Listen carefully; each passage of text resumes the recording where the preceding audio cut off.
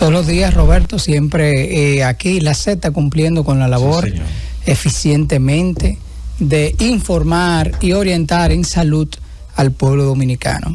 Viendo, Roberto, el cambio climático ha dado mucha agua que beber en los últimos tiempos, en estos últimos meses del año, y esperemos pues que la ciudadanía siga colaborando. Yo siempre digo, Roberto, que una de las cosas que siempre la ciudadanía tiene que tener presente la disposición discreta, o sea, de basura, cómo la coloca, dónde la coloca, para evitar que los invernales sean tapados. Y decimos esto porque nos estamos encontrando con lluvias fuera de tiempo. Vimos ahí cómo desde el Ejecutivo pues hizo unos empréstitos a los fines de invertir y erogar fondos a lo que es el cambio climático. Bueno, hoy tenemos un tema muy interesante, Roberto. Antes de pasar con el tema, presentar la disculpa, ¿verdad?, del doctor Calderón y de la doctora Sánchez, que hoy en día están en una actividad de la maternidad Nuestra Señora de la Altagracia. Así es. Ambos en determinado momento fueron directores de este hospital universitario. Así Nuestra es. Señora de la Altagracia. Sí, son muy válidas las excusas y saludos para nuestros compañeros que pues están allá en esta interesante actividad. Muchas personas nos preguntan, dicen, hospitales universitarios, claro, porque son hospitales de formación de recursos humanos en salud. Algunos de cirugía, otros de fellows, otros en este caso de ginecólogos obstetras y también cirugía oncológica en el área de ginecología. Así es. Bien, pues hoy tenemos un tema muy interesante que son las urgencias en cirugía. Su urgencia en cirugía y sobre todo, ¿por qué el tema? Porque, señores, a veces ante una urgencia, primero el pueblo no conoce qué hacer, cómo acudir, si llamar al 911, qué ir haciendo primero y además conocer de mano de una experta cómo se maneja ya en el ámbito hospitalario, cuáles son, de qué adolece en República Dominicana, porque sabemos que en el mundo 5.8 millones de personas fallecen por trauma cada año y hay que pensar que de eso 1.2 millones de personas mueren por accidentes de tránsito y en eso aquí en República Dominicana lideramos en todas las mediciones que se hacen. ¿Y por qué? Por el desorden que hay aquí en el tránsito.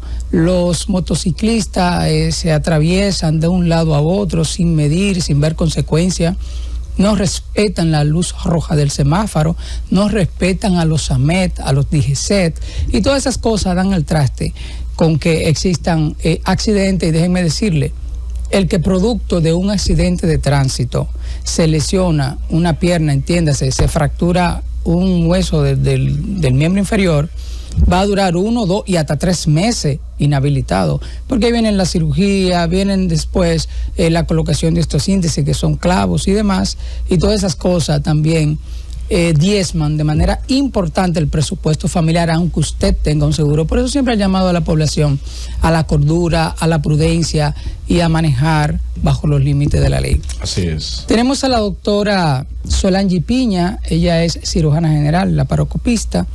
Ella es la gerente de cirugía general del hospital, un hospital nuevo, Roberto, que está dando buenos servicios, que es el Hospital Mario Tolentino Dip. Doctora, sea usted bienvenida a la receta médica de la Z. Hola, muy buenos días. Mucho gusto. Mi nombre es Solange Piña de los Santos, doctora en cirugía general y laparoscopía, como ya había comentado el doctor Cisneros. Egresada de la Universidad Autónoma de Santo Domingo, con un posgrado en cirugía general en el Hospital Docente Padre Villini y con un máster en uso racional e investigación de medicamentos en la Universidad de Valencia, España, y muy feliz de pertenecer al Hospital General y de Especialidades Dr. Mario Tolentino Dip, un hospital que tiene poco más de un año, que abrió sus puertas a todo el público en general, ubicado en la ciudad sanitaria de Villamella, para ofrecer los servicios en Santo Domingo Norte, para que estén más ubicados en este hospital, en esta ciudad sanitaria. Contamos con los hospitales traumatológico Ney Arias, el hospital Reinaldo Almanzar, especializado en ginecología y obstetricia, y el hospital Hugo Mendoza, un hospital pediátrico. Solo faltaba para completar la ciudad sanitaria, el hospital clínico y quirúrgico de especialidades, el hospital Mario Tolentino Di. A propósito, y excúseme de que usted hace gala de que es egresada de la Primada de América, vaya nuestras felicitaciones, ya que ayer estuvo la universidad primera del Nuevo Mundo de aniversario. Claro, se dio un evento ahí que no debió de suceder, lo cual los graduandos hacían referencia de el tiempo que estaban en espera, llamado a las autoridades a que, verdad, esa práctica no sea reiterativa. Bueno, doctora, el tema que tenemos para hoy son las urgencias más frecuentes en cirugía. Para que el pueblo entienda, porque a la hora de que tenga una urgencia tiene que saber cómo manejarse, cómo se considera, qué se le llama en medicina una urgencia. Las urgencias, tenemos tanto urgencias quirúrgicas por traumas como urgencias quirúrgicas no traumáticas. Las urgencias quirúrgicas por trauma, generalmente la mayor frecuencia, casi el 15% de los traumas, el 15% de las lesiones abdominales por trauma son por accidentes de tránsito. Generalmente los pacientes con accidentes de tránsito son considerados pacientes, la mayoría politraumatizados, que necesitan un manejo multidisciplinario de varias especialidades, tanto clínicas como quirúrgicas. ¿Y por qué se le llama politraumatizado? Politraumatizado porque tiene más de una lesión asociada y una de estas pone en riesgo su vida. Por ejemplo, un paciente, un accidente en una moto que iba sin casco, como es muy frecuente por desgracia en este país, puede tener un trauma cráneoencefálico, un trauma de una de las extremidades, una fractura, pero también por el impacto puede tener un trauma cerrado de abdomen, por ejemplo, una rotura de vaso.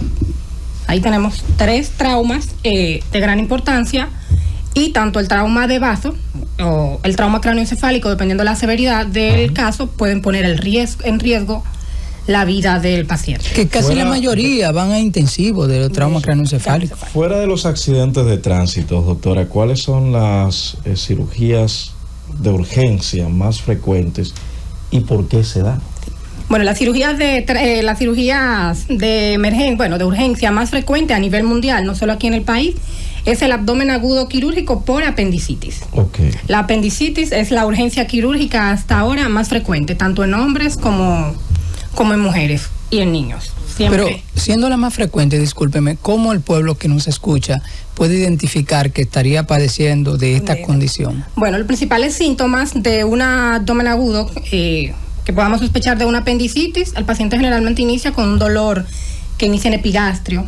O sea, en la boca del estómago. En la boca del estómago, como ellos lo refieren, y luego el dolor va bajando hacia el nivel periumbilical, a nivel del ombligo, y luego en pocas horas ese dolor se hace fijo en fosa ilíaca derecha. Que es como en el lado derecho, por la verija, como dice la gente, un dolor fuerte. Un dolor fuerte que va increciendo. O sea, empieza con la molestia en epigastrio, va bajando y luego se pone fijo, y el paciente te lo dice así, fijo ahí en el lado bajo del abdomen derecho, que no mejoran con nada, con las posiciones, ni con analgésicos que ellos generalmente toman, que no recomendamos bajo ningún concepto, ningún tipo de analgésico por cualquier dolor abdominal, porque ante cualquier dolor abdominal, aunque la mayoría son clínicos, siempre hay que descartar algo quirúrgico. Eso es importante, o sea, atención a la población que nos escucha. A usted le duele el estómago, le duele la barriga, lo importante es no medicarse, ¿cierto? Sino acudir a la sala de emergencia. A un centro hospitalario para uno poder hacer el diagnóstico diferencial, porque como dice uno, la medicación con analgésicos puede enmascarar el cuadro. El paciente mejora por un momento. Y eso también es el motivo por el cual no le ponemos analgésico a los pacientes cuando llegan a la emergencia. Que se quejan mucho. Que se quejan mucho de que lo están dejando. Tengo morir. Dolor y aquí no me atienden ni me hacen caso. Lo único que me han puesto es un suero. Exacto, pero esa es lo que dice el protocolo. Parte de la guía y del protocolo de manejo, porque no queremos enmascarar un cuadro quirúrgico que puede ser potencialmente mortal si no le damos atención adecuada en el momento. Voy a ampliar un poquito más esta pregunta, doctora, para saber por qué se produce esa inflamación en las apéndices, doctor. No hay una causa exacta. No. No hay una causa exacta, ni hay muchas cosas que podamos hacer para evitarlo.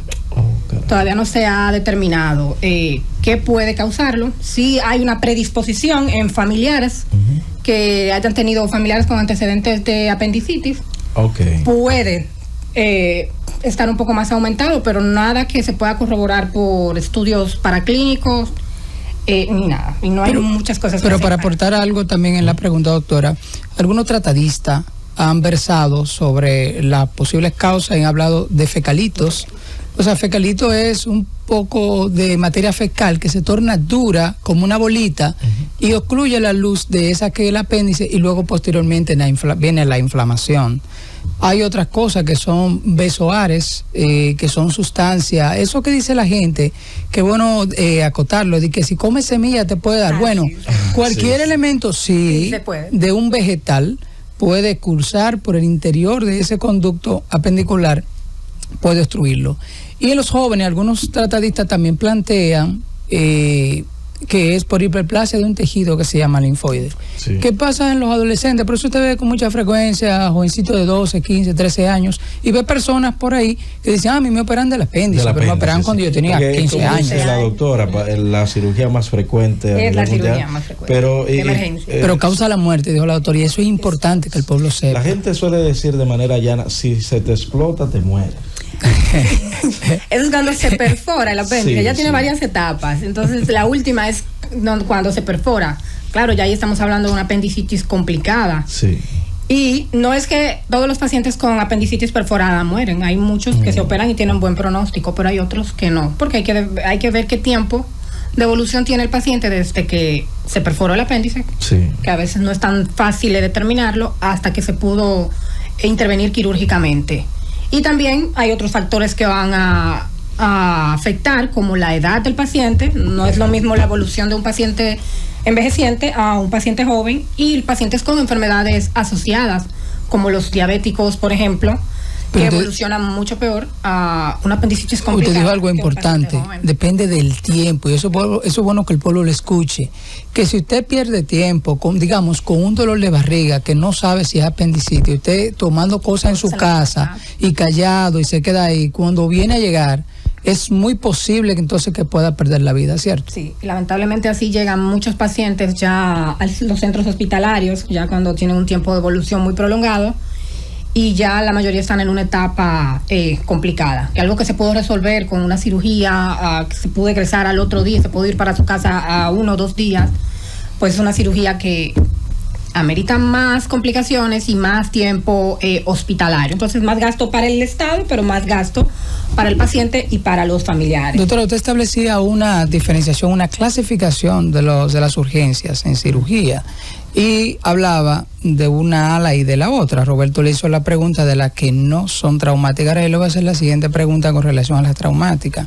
Cuando ocurren esos accidentes de tránsito, lo ideal es que la persona acudan y lo levanten, que llamen al 911, o hay un protocolo de levantamiento de la persona que ha tenido un accidente para ser llevada al hospital. Lo correcto es que se espere una unidad o paramédicos. En nuestro caso contamos con el sistema 911 y médicos generales, operados por médicos generales, porque estas personas ya tienen el entrenamiento para movilizar a este paciente de manera segura, y uno intentando ayudar a veces a los afectados por un trauma. Puede empeorar. Podemos empeorar la situación, incluso podemos poner nuestra vida en peligro, porque al intentar ayudar a esa persona en la calle, en una autopista que vienen vehículos a alta velocidad, uno se detiene en el instante y puede hasta perjudicar a la persona que intenta ayudar a la persona, porque podemos un accidente hacerlo un accidente múltiple. Y hasta en esta parte hay que tener cuidado, que para uno ayudar a alguien primero tiene que salvaguardar primero su vida y esperar el 911. Ahora, si estamos en lugares remotos donde la asistencia del 911 no es tan efectiva o no llega a tiempo, lo principal que debemos hacer en esos pacientes es asegurar la vía aérea. Uno lo puede ayudar si ve que se está ahogando o algo, ayudarlo o asistirlo con la respiración. Si hay un sangrado profuso, una persona con un dedo, con la mano, poder paralizar ese punto sangrante, sanguinante, o un torniquete que pueden usar hasta la ropa del paciente o cualquier... La correa, los cordones de los zapatos, que eso puede, claro, ayudar bastante a preservar la vida de ese paciente en lo que llega al 911, porque hay lugares que tardan más tiempo. Doctora, ¿y los cuerpos extraños en las vías aéreas? Hay personas que están en un juego, en su casa, degluten algo, o sea, lo tragan y se atasca en la vía aérea. ¿Cómo sería esa urgencia? ¿Cómo una persona común del pueblo que ve otro que le pase eso, cómo puede ayudarlo para orientar al pueblo? Esa es una emergencia. A veces no da tiempo llevar el paciente porque que puede durar una persona sin respirar minutos. Sí. Lo correcto, y hay muchos videos que se pueden ver la manera correcta, la maniobra correcta que podemos utilizar para ayudar a esa persona a que expulse el objeto que le está obstruyendo la vía aérea, que generalmente un poquitito. Perdón. Sí. La persona que va a ayudar al que tiene la obstrucción de la vía aérea por cualquier cuerpo extraño debe ponerse detrás del paciente, con las manos delante del paciente y haciendo movimientos para lograr que ese paciente pueda... O sea, presionando desde el estómago hacia atrás. Hacia atrás, presionando desde el tórax hacia atrás. ¿Eso puede salvar la vida de la persona que se está asfixiando? Puede salvar la vida, exacto, si el objeto puede ser movilizado bajo esta maniobra. Porque no vaya a requerir de intervención quirúrgica, ¿verdad? En ese caso. No, como quiera, aunque el objeto pueda salir, lo correcto es llevar al paciente a un hospital para que sea revisado, porque tampoco sabemos las lesiones a nivel del esófago o la laringe que pueda causar, la faringe que pueda causar ese objeto en ese paciente. Doctora, ¿y es un mito o una realidad que si le da golpes en la espalda puede también expulsar el objeto? Porque el pueblo lo hace eso regularmente. Eso puede funcionar en algunos casos. Hay algo que... perdón, terminé la idea, doctora. No, que sí que puede funcionar. Muy bien. Porque incluso también, como puede ser contraproducente el intentar expulsar el objeto con lo de la presión del abdomen, como se hacer es que se atasque más, porque hay varias áreas que baje el objeto hacia un punto del esófago, que hay áreas que son más finas que otras, y ya de ahí no puede ser posible la salida. Pero ya cuando el objeto sale por lo menos de la faringe, ya no obstruye lo que es la vía aérea, que es lo que queremos para que no se vaya a asfixiar. Para que no se vaya a asfixiar. Lo que queremos es preservar la vía aérea, y ya luego si el objeto lo que hace es que se va a la vía digestiva, pues se busca otra alternativa para... ¿Qué decía lo que dicen los radiólogos a propósito de los accidentes de tránsito que usted mencionaba? Que hay estudios que se le realizan a las personas que sufren ciertos accidentes, puede ser del hogar o un accidente de tránsito, que hay detalles que en el primer momento no salen, sino después de los 5 días. Esto podría provocar en algunas ocasiones la cirugía de urgencia. Claro que sí, he visto casos, he tenido casos. El paciente puede llegar estable, sí. Principalmente pasan los traumas cerrados de abdomen. Así es. Okay. Porque ya en los traumas abiertos sabemos que hay una lesión y casi siempre se exploran, pero los traumas abiertos, si el paciente está estable, los estudios paraclínicos y de imágenes, lo que nos quedamos es observando. El problema es que seguir un paciente dominicano, que son muy renuentes, se nos pierden. Y ejemplo, por los traumas que uno sospecha que puede haber un trauma de vaso o de hígado, que son los órganos viscerales que macizos que más se lesionan. Puede hasta un trauma de vaso, hasta 9 días después, desencadenar sintomatologías. Exacto. Y presentar un hematoma. Generalmente esos pacientes, en los centros que contamos con estudios, tomografía principalmente, observarlo durante una primera tomografía, pero luego ese paciente se le cita para volver a hacer otro estudio y repetirlo Hemos visto casos, Roberto, que llegan los pacientes, llegan hasta agresivos con un trauma, se siente mejor, se van. Sí. Y después, he visto ese caso, esos traumas del vaso, y luego explosionan por allá, y cuando vienen a llegar a urgencia 2 o 3 días después, no hay nada que hacer, Roberto, se mueren. Y esos casos son, por lo visto, mueren. Muy frecuentes, doctora. He escuchado de 3 casos específicamente. Una niña que su padre lo iba a llevar al colegio, tuvo un choque con otro motor, cuando eso creo que no existía el TRAE. La niña, bien, lo llevaron a un centro, se evaluó, y luego lo llevaron a otro centro. La niña, de hecho, estaba jugando, y hasta le tomó un vaso a una persona que tenía, creo que un jugo o algo, y de repente la niña colapsó. El padre, de hecho, en su momento dijo que quería demandar a la clínica por negligencia. Entonces el médico que me estuvo contando esto estuvo explicando todo lo que usted termina de decir, ¿verdad? Que días o momentos después puede suceder un derrame, una ruptura, pero también una joven, creo que de unos 18 años, que hubo que hacerle una operación neurológica, que según decía la neuróloga, ese tipo de operación y de coágulo, no recuerdo bien cómo planteaba, el 80% son de golpe que las personas han recibido, y ella había dicho, y las familiares, que nunca había recibido supuestamente ese golpe. Bueno, y se esconden datos también, sí, porque el médico explora de acuerdo a la historia clínica que le suministra. Exacto. Y mira, hay algo muy interesante que ustedes acaban de decir, la doctora lo expone brillantemente y Roberto lo plantea con el caso de esa niña, y es una pregunta también para que noten los residentes. El bazo tiene una estructura anatómica que, en términos de su irrigación, que no le permite detener la hemorragia, y es que no hay anastomosis dentro. Entonces, cuando un vaso se lesiona, eso es sangre y sangre, y los cirujanos no vemos la obligación de tener que extirparlo. A veces los padres dicen, pero ¿por qué? ¿No le pueden salvar el órgano? No, lo que pasa es que usted no puede abrir una cavidad abdominal, quedarse con la duda de un vaso sangrando ahí, aunque se haya detenido en el momento, porque usted no sabe cuándo va a resangrar y tenga que intervenir ese paciente, entonces terminar haciendo la esplenectomía, que es como se llama la cirugía de extirpación del vaso. Yo le haría, antes de irnos a la pausa, un llamado a los padres. Si su hijo se cayó, si usted también tuvo una caída en el hogar, sí, no se eche de que agua de sal solamente. No, que tenga 5 o 7 días, vaya al médico. Vaya, hágase los estudios del lugar para que no vaya a suceder lo que la doctora muy bien ha planteado acá. Vámonos a una pausa, doctora. Al regreso continuamos en la receta médica de la Z. Llévatelo, punto.